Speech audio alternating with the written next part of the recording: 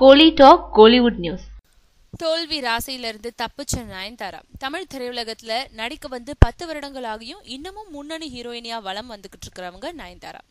எத்தனையோ கிசுகிசுகள், காதல் பஞ்சாயத்துக்கள்னு பல விஷயங்களுக்கு மத்தியிலயும் நயன்தாராவோட மவுசு மட்டும் குறையாமலே இருக்கு.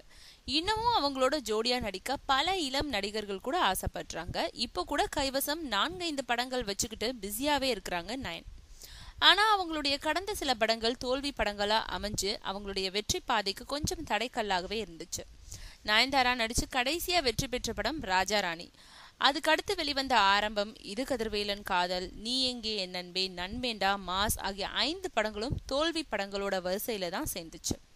தொடர் தோல்விகளால நயன்தாராவோட ராசியை பத்தியும் சிலர் பேச ஆரம்பிச்சாங்க. நல்ல வேளையா போன வாரம் வெளிவந்த தனி ஒருவன் படம் நயன்தாராவுக்கு ஒரு திருப்பு முனையை ஏற்படுத்தி கொடுத்திருக்கு. மீண்டும் வெற்றி பாதைக்கு அவங்க திரும்பி இருக்காங்க. அடுத்து மாயா, நானும் ரவுடி தான், இது நம்ம ஆளு, திருநாள்னு வரிசையா நயன்தாரா படங்கள் வெளிவர இருக்கு.